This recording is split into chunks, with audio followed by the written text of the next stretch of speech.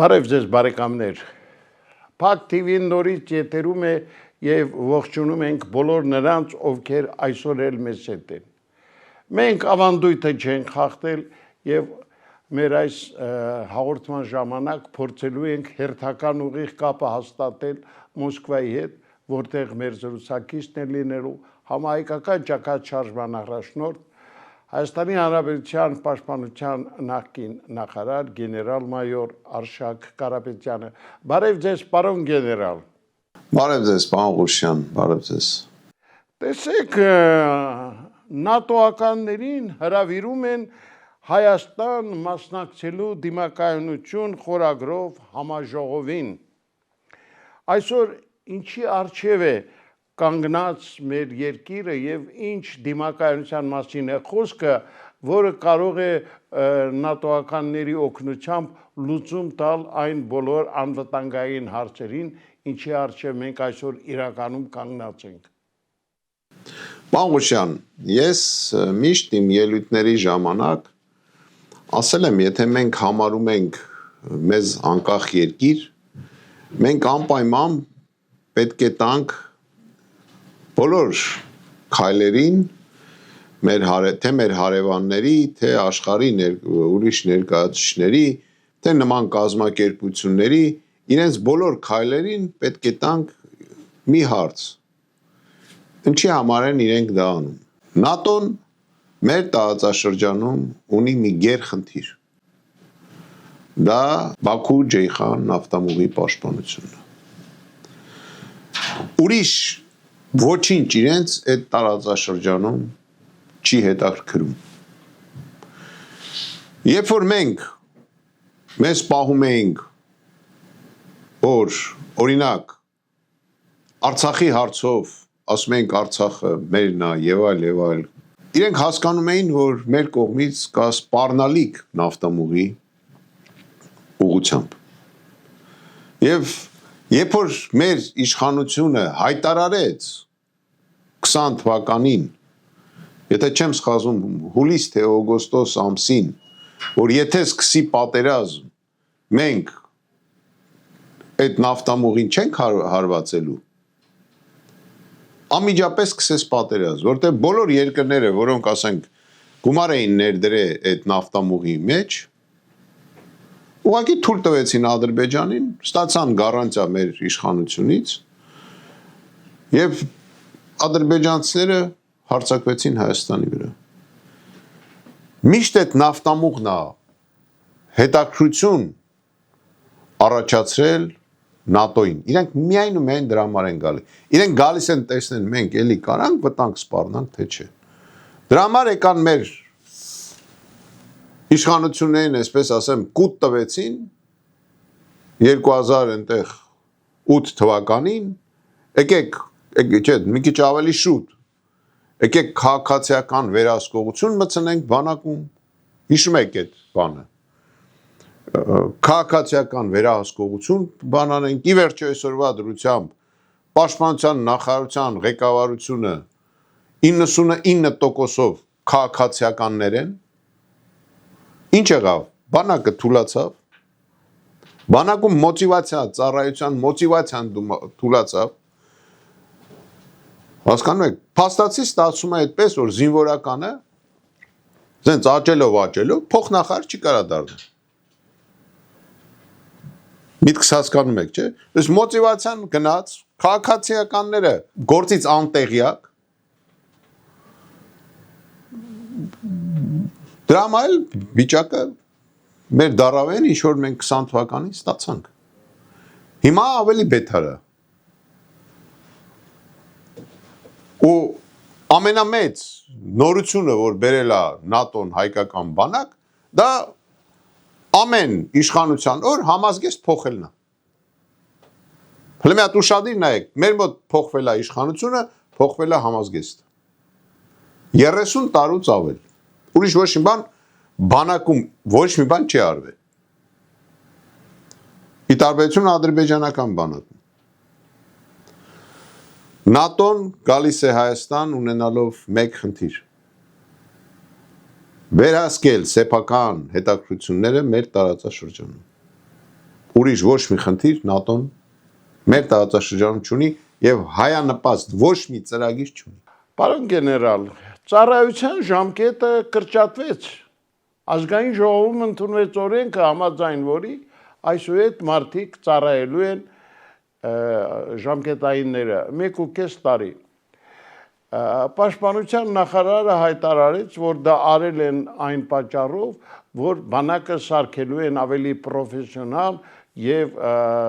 այդ իսկ պատճառով նպատակահարմար են գտել կրճատել նաեւ ծառայության ժամկետը։ Ձեր կարծիքով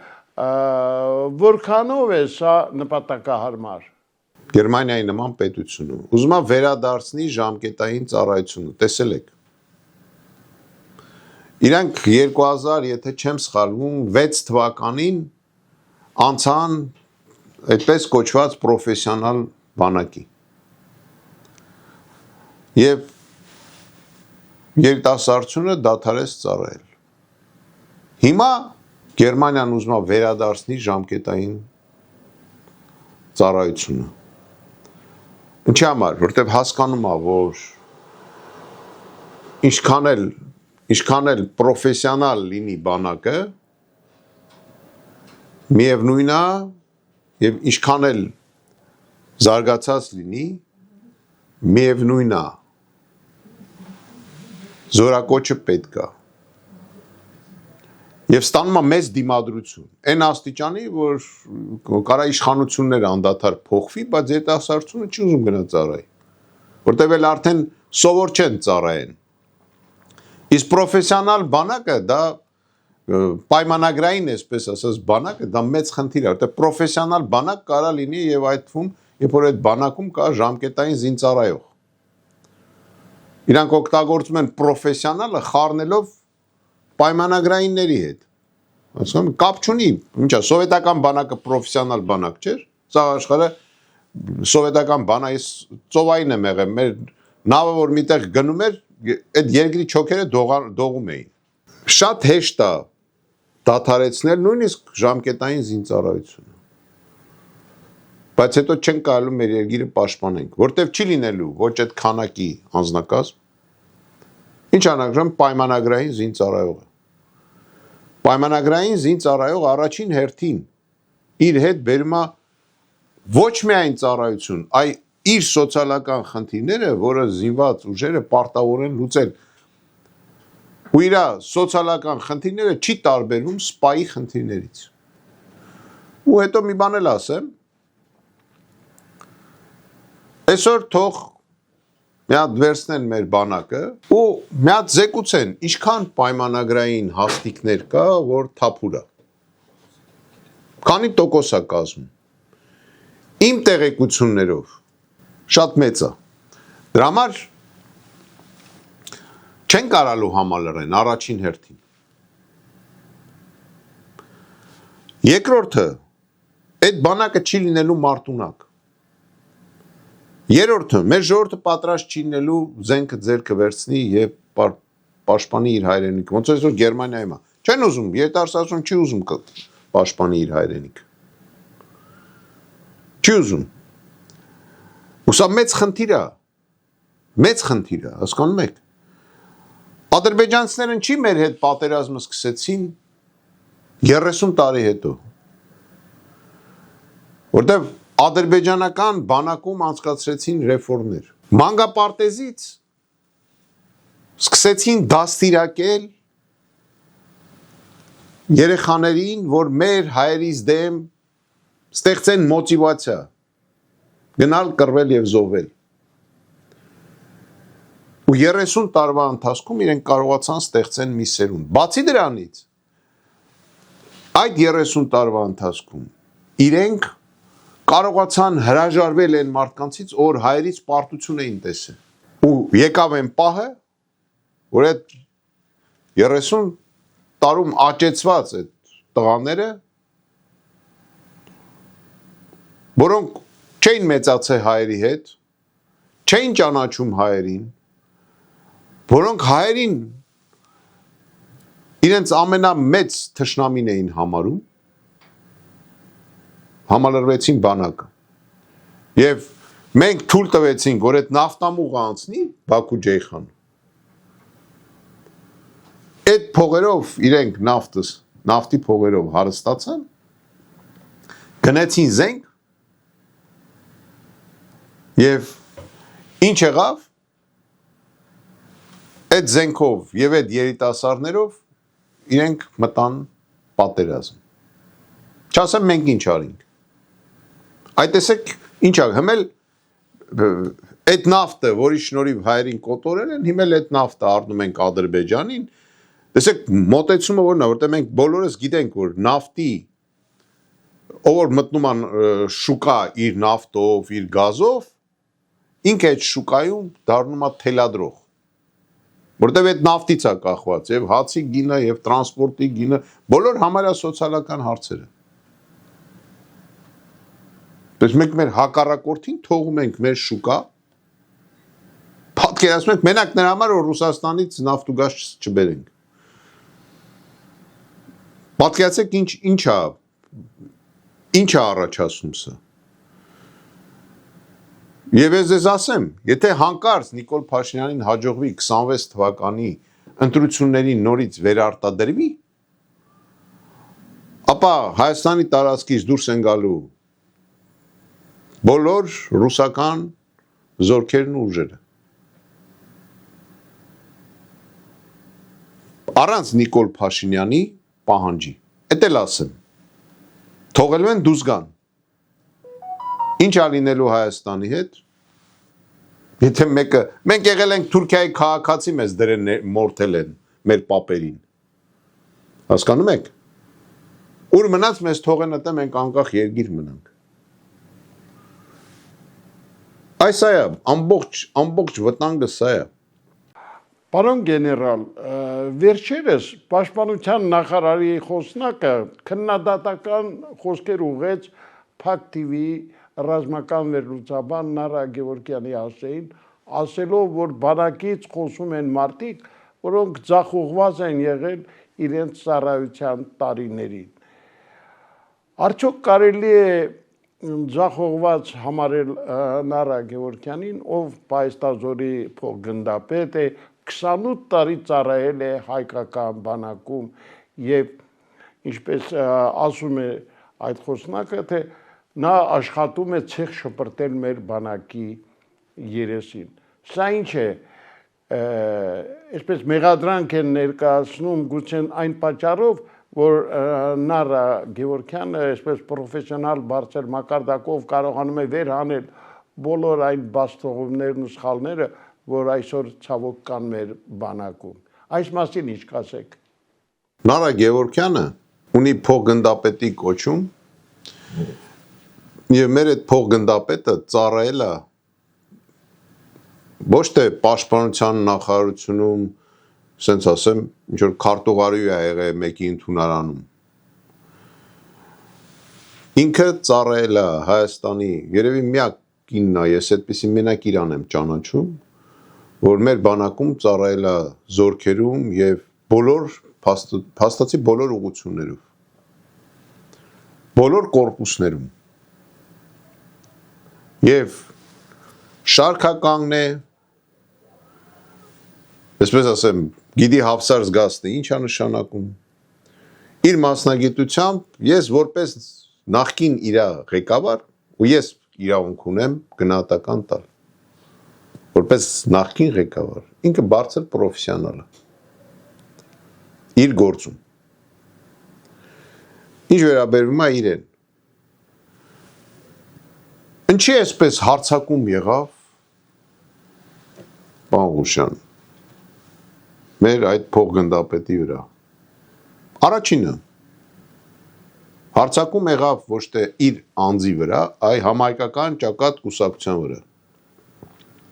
Որտեւ ինքը այդ կուսակցության անդամ է, ինքը այդ կուսակցության խորհրդում է նստում, ինքը ընդամենը պատասխանում էր, եթե չեմ սխալվում ձեր հարցերին, ճիշտ եմ ասում։ Հա, ձեր հարցերին, իսկ ինչն է խանգարե իշխանությանը։ Առաջինը, իրենք սաղից խափում են, որ խաղաղություն։ Իսկ փոխգնդապետ Գևորգյանը, քանի որ ունի լայն կապեր զորքերի հետ, բոլոր ուղղություններով ծառայել։ Ինքը տեղեկացված է այդ ուղղություններում հանգիստ է թե ոչ։ Ինքը դրա մասին է խոսում։ Ինքը փաստացի սրանց այդ բրենդը խաղաղություն բառը սարքել են բրենդ, բայց չեն ասում, որ մենք կզած խաղաղությունը մեզ պետք է թե չէ։ Դա երկրորդ հարցն է հիմա։ Իսկ Նարա Գևորգյանը ասում է, որ չէ, այդ քաղաքականությունն է սուտ։ Հասկանում եք։ Ինչ է սուտա, որ գնում է Սև լճի ուղղությամբ մեր դիրքապաները, որ գնում են փոխեն, իրենց խուզարկում են, բախ չեն հերքում։ Ինչի տենց սիրտները բռնած չհարցակվեցին։ Ինչի համար։ Որտեղ ուզում են լռեցնեն։ Ընդ Արտուր անունով մի հատ տղա հարցում էր արել։ Միջալոց ասեմ շատ պրինցիպիալ տղա է, գյումրեցի։ Բլոգեր է կարծեմ։ Եթե չեմ սխալվում։ Հարցում էր արել, Պաշտպանության նախարարությանը հարցում էր արել, ասում էր ճիշտ է, որ մեր դիրքապաներին խուզարկում են։ Գիտեք ինչ էր պատասխանը։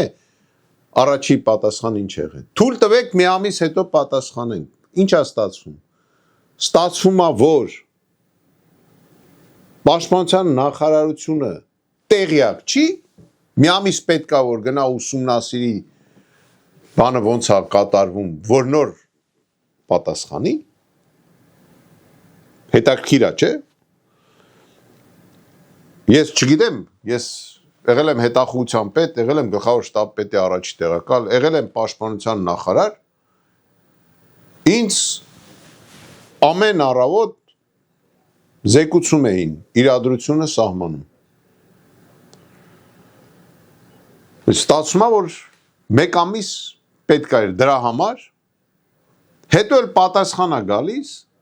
որ բոլոր այդ ռոտացիաները, այսպես կոչված կամ փոփոխությունները գնում են ըստ օրակարգի, չգիտեմ, այդպես ինչ-որ բառ են գրել։ Մենք ձեզ չենք հարցնում, դուք գրաֆիկով փոխում եք, թե չէ։ Մենք ասում ենք այդ գրաֆիկով փոխելու ժամանակ ճիշտ է, որ մեր զինվորին ադրբեջանցիները խուզարկում են։ Պատասխանեք, հա կամ չէ։ Ցերողական պատասխան են տվել։ Շոմը նույն է գլխավոր շտաբի պատասխանները հետաքրքիր է։ Քրեական գործ կա այնտեղ։ Ուրեմն, երբ որ հարցումը անում է պաշտպանը, սրանք ճիշտը պատասխանում են, որը որ ի օգուտ է պաշտպանվող անձի դատարանում։ Հետո գնում է քննիչն է հարցում անում։ Նույն հարցի պատասխանը քննիչին տալիս են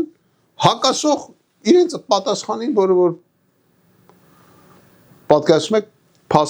փաստաբանի հարցումները ու քրեական գործի մեջ իրեն հակասող նույն հիմնարկից պատասխաններ կա։ Հասկանք ինչ է կատարվում։ Իսկ փոխգնդապետ Գևորգյանը ասում է, որ այդ սաղ սուտ է։ Այդ սաղ սուտ է, չկա խաղաղություն, սահմանում չկա կարգ ու կանոն։ Եթե մոտոցիկլետով մարդը կարա գնա սահման, մտնի դիրքեր, ինչի մասին է խոսք։ Ես ինչքան գիտեմ մեր դիրքերը, ականապատված են ոչ միայն դիմացից, այդ թվում հետևից, թիկունքից, բայց մոտոցիկլիստը ոնց է գնացել մտե դիրքեր, ուրեմն չկա ոչ իմ բան։ Պաղուշյան, մեր երկրում ցավոք սրտի մենք միշտ խոսում ենք, այսպես վատն ենք խոսում, եւ այլ, բայց չկա ուրիշ բան, մարդիկ, ով որ ունի կարծիք, այսօր նստած է, կամ չի կարում վերադառնա իր երկիր, ինքը հայտարարել է ընդեղ իր ԿՊ-ի վաղտ, որ Հայաստանի տեր ու տիրականը ինքն է, Իսկ օֆիցիալ ասում եմ,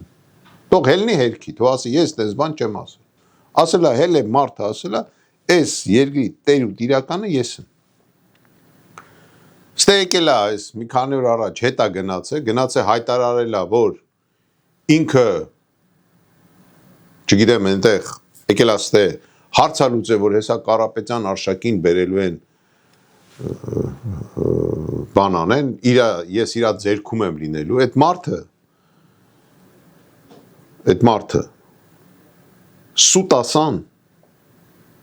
սուտ ասան, պոպուլիստ, հա, հեծանիվ քշող, չգիտեմ, և Facebook-ի ղեկավարը, մենք այդ իրա հեծանվով լավ բանի չենք հասնելու։ Հասկանում եք, այսօր Հայաստանին այս վիճակից դուրս գալու համար սամալյոտ է պետք։ Հեծանիվ պետք չի։ Հասկանում եք, ես հեծանիվ չեմ ասում այն բանով, որ ասենք մարդիկ սիրում են հեծանիվ քշել։ Ինձ հասկացեք, ես սա որպես կերպար եմ ասում։ Մեզ այսօր հեծանիվ քշող պետք չի, մեզ այսօր սամալյոտ քշող է պետք։ Եթե կուզեք արբանյակ քշող, որ այս վիճակից դուրս գանք։ Եղավ, սերի բարեկամներ, մենք հերթական անգամ ուղիղ կապ էինք հաստատել Մոսկվայի հետ, ուր մեր զրուցակիցը համահայկական ճակատ շարժման առաջնորդ գեներալ մայոր Հայաստանի Հանրապետության Պաշտպանության նախկին նախարար Արշակ Կարապետյանն էր։ Այսօր այսքանը, ցտեսություն։